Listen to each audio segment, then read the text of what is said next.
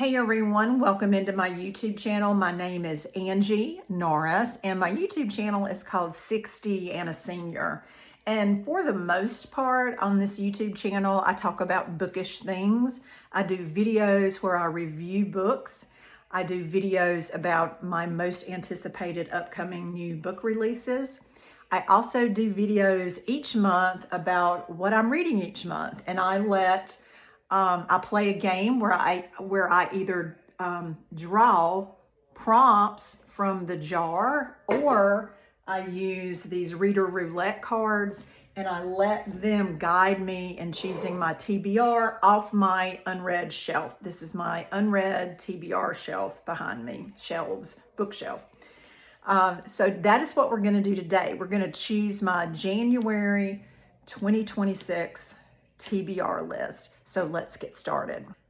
So January is a little strange because I have 4 books that I have to put on my TBR list automatically from book clubs that I belong to. So one of the book clubs that I belong to, actually I belong to 2 annotated book clubs. And if you're not familiar with what annotated book clubs are, it's where you join a small group. It's usually better if it's 4 to 5 people, and it takes a period of 6 months to do this. So you start out, you purchase a book that you like that none of the other people have read. So you have to post your book choice, and if they've read it, you have to pick another one. Nobody can have read it. But when you decide on a book, then you read it first and you annotate it. And annotating a book means that you write in it, that you can use highlighter pens or mark it up, write in it with whatever type of pen that you want to write in it, tab it. A lot of people will use tabs on the ends. And then once you finished reading it, you pass it to the next person on the list. And then it goes the whole round of those 4 or 5 people. So I started my own annotated book club, and we started it in July of last year, July 1st of 2025.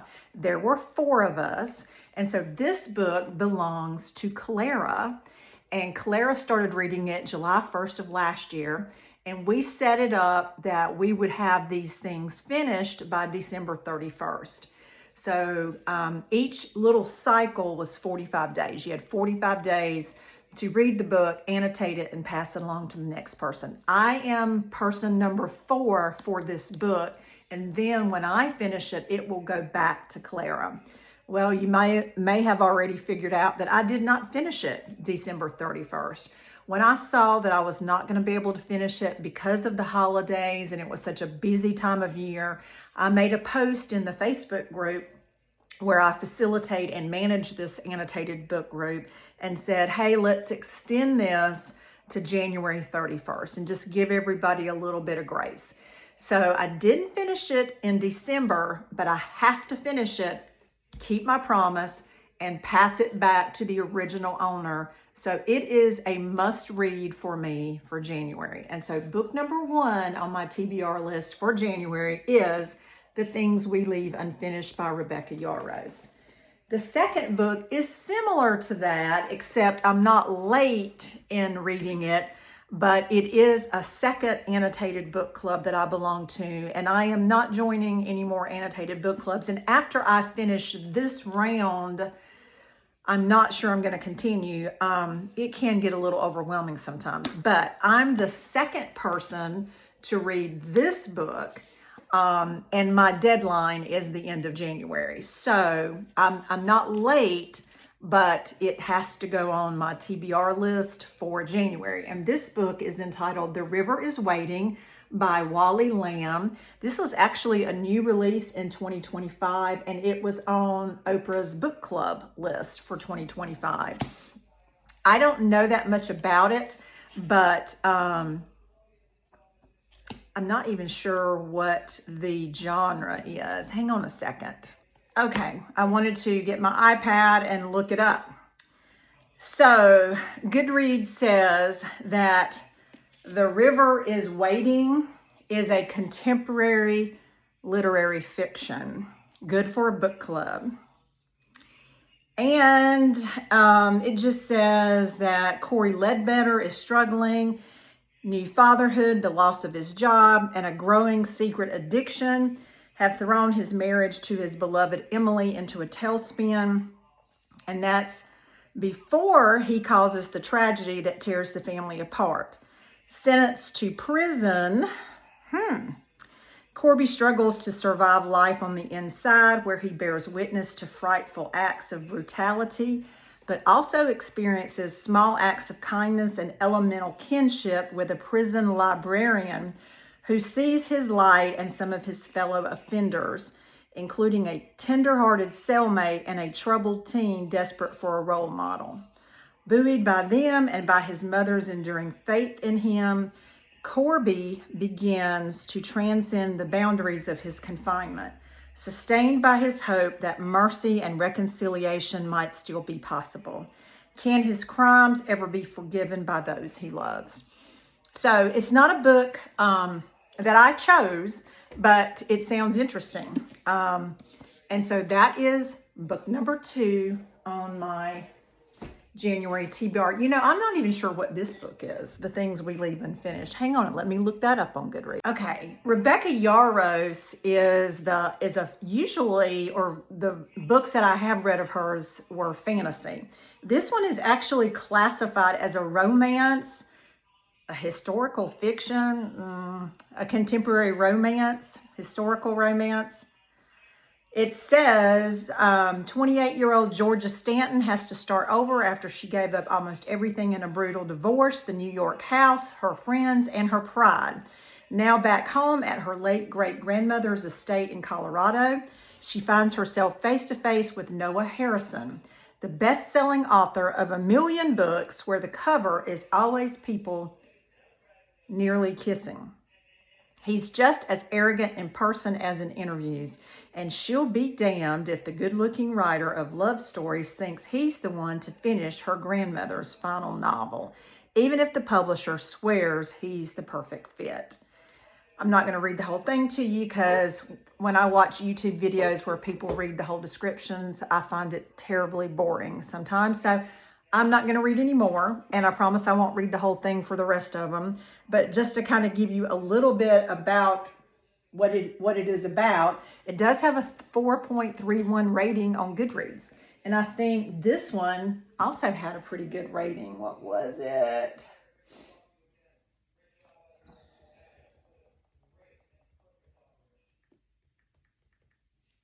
Hold on. Yeah, this one had a 4.32 rating on Goodreads. So even if I'm having to read books that I did not choose myself, because I'm in a book club, sometimes that you have to do that. And I'll be honest with you, sometimes you step out of your comfort zone and they end up being books that you love. So I'm very excited to read both of these. So let me tell you about the next couple of books that are must reads, and then we'll get to the TBR jar. Okay, in January, the book club that I did start on Facebook that morphed into the annotated book club, we have gone back and we're just doing regular monthly book clubs. So January, we picked a new release that was released in December by an author named Susanna Lewis, and it is called A Weekend on Allison Island. This is considered women's fiction, I think. Let me check. Yes, it is considered women's fiction, Christian fiction. Susanna Lewis is a Christian comedian, humorist, blogger. She's also an author. She has written several books, but she lives in Tennessee, and everything I've ever read of hers, I've absolutely loved. So I had this book pre-ordered, gosh, when I heard that it was coming out, when she posted it on her Facebook page. I pre-ordered it on Amazon, so we're going to read it together in my book club on Facebook, which is entitled Always Booked. So if you would like to join, I'll leave the link below in the comments, and it's a public group. It's not a private group, so all you have to do is click on the link if you're on Facebook and join my online book club. But this one is what we're reading in January.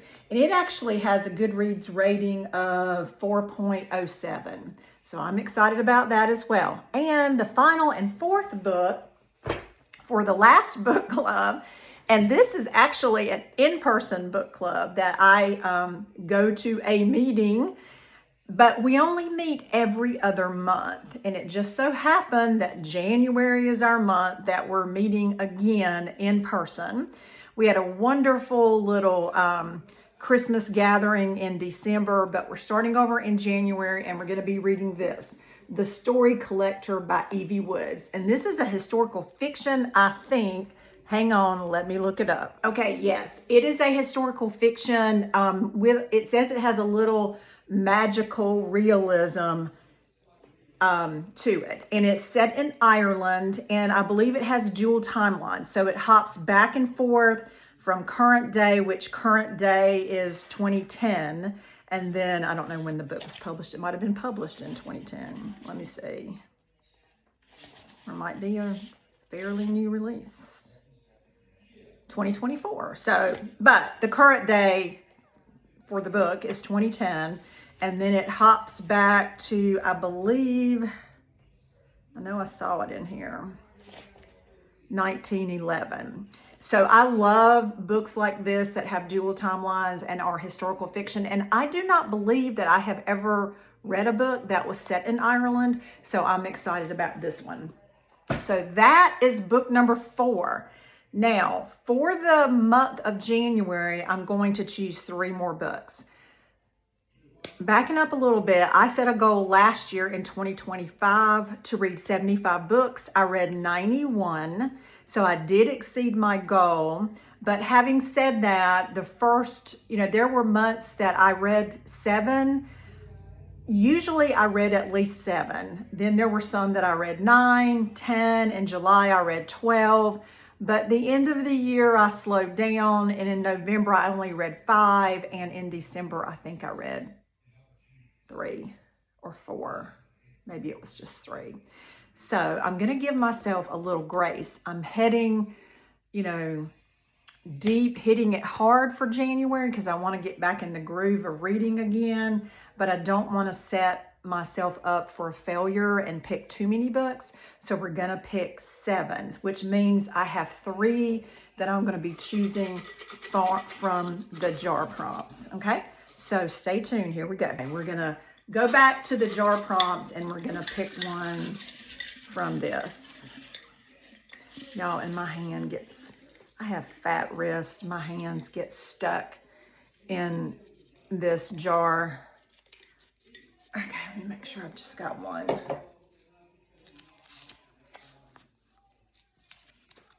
I can't read what it says. A book with gold lettering on the cover. Some of these are so crazy. Okay, let me see what our choices are. Okay, I have a few choices. So the first one that I immediately saw was this book entitled The Stationery Shop by Marjan Kamali. I'm not sure if that's how you pronounce it. It's a pretty book, very beautiful cover, and it has those deckled pages. I'm trying to remember, I think I bought this book at the recommendation of a fellow Whatnot seller who knew that I liked historical fiction. It is a historical fiction. It is set in 1953 Tehran. So that is a possibility. So let's put that one to the side. This is also another pretty book. It's called Alchemy of Secrets. And it actually has sprayed edges. And this was a book of the month book choice. And I can't remember what month it was. September. So I've not had it that long. And I think this one is a fantasy. It's a fantasy. But that does have pretty gold lettering on it. Then this is not technically gold like embossed lettering, but it is gold. The Good Daughter by Karen Slaughter. This is a suspense, mystery suspense type book. And then this one's veering off a little bit of the guideline because technically this is not gold lettering, but I don't know if you can see around the lettering is gold colored. And this is The 7 Husbands of Evelyn Hugo by Taylor Jenkins Reid. There was so much hype about this book on Book Talk, and I have been meaning to read it, and it has just been sitting on my shelf for a very long time. Now, I will be honest with you, I had not read Taylor Jenkins Reid until last year, and the book that I did read, which was Atmosphere, I DNF'd it. I read over half of it, but I DNF'd it, and I DNF'd it for subject matter. There are some things that I just refuse to read about. And so I'm not sure if this one is going to be the same, but I am going to pick this one just because I want to go ahead and determine if it's going to be, I'm going to give her another chance, because I do also have one more on my shelf, Malibu Rising by Taylor Jenkins Reid. So I don't always like to say I'm going to break up with an author just after reading one book, even though I DNF'd it. So I do want to go ahead and get to these two to determine if I'm going to DNF all of her books in the future, or if I'm going to give her another chance before breaking it with her. So I'm going to choose this one, The 7 Husbands of Evelyn Hugo, and that is based on the prompt, a book with gold lettering on the cover. All right, come right back. Okay, we're gonna shake them up again. And y'all, this is, I hate to say this is a wide-mouthed jar, quart jar, and my hand gets stuck in it all the time. Let me make sure I just got it on. I have huge wrist, evidently. Okay, let's see what this one says. Oh no. A book you've been avoiding. Hold on. Okay. One book that I have been avoiding for a very long time because it's chunky is The Rose Code by Kate Quinn. It's a historical fiction, and it's like, it's over 600 pages. It's like 612, 615, something like that. So that's a possibility. But the other two, and not because I don't like this author, but I've got these last two Colleen Hoovers that I've had on my shelf forever. I bought a bunch of Colleen Hoover books from a Whatnot seller over a year ago, and I, like, in 1 month read 3 or 4 books, and I kind of got burnt out on Colleen Hoover, so I stopped and left these two on the shelf, and they've just been sitting there, and I've been avoiding them. So I guess New Year, these would be the two that have been on my shelf the longest, if that makes sense. Maybe not the longest, but close to the longest. So I would like to knock one of these out, and I do know that these would be easy, quick reads.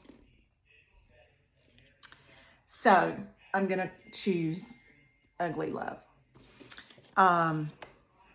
Someone told me that this made them ugly cry. So that will be book number 6, Ugly Love by Colleen Hoover, based on the prompt, a book that you've been avoiding. All right, let me put these other two up, and we'll pick the last prompt. Okay, here we go. My fat wrist again. Up.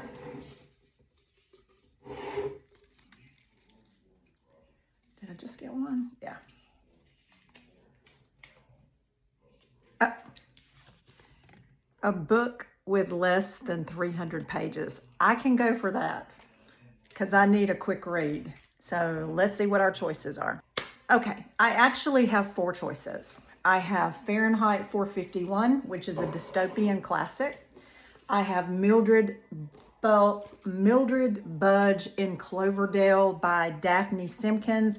I have never read anything by this author, but I'm a huge fan of Fannie Flagg, who writes Southern women's contemporary fiction type books. And someone told me that if I loved books that were set in the South and little small towns, you know, across the South, that I would like this author. So I bought this book. I've had it on my shelf for a while, but I've never read this author. I think it's like $2.85. Sue Monk Kidd and her daughter, Ann Kidd Taylor, write this book.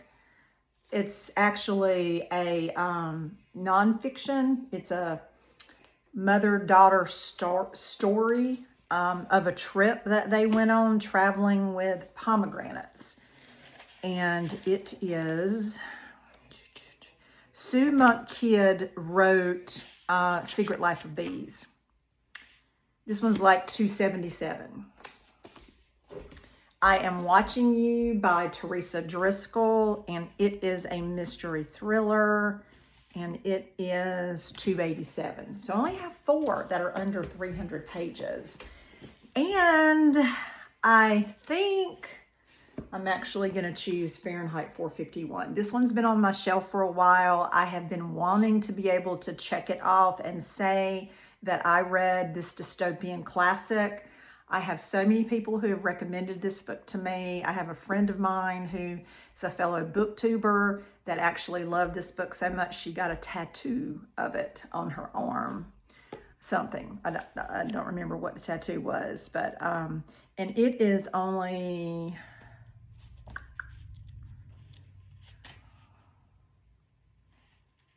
well,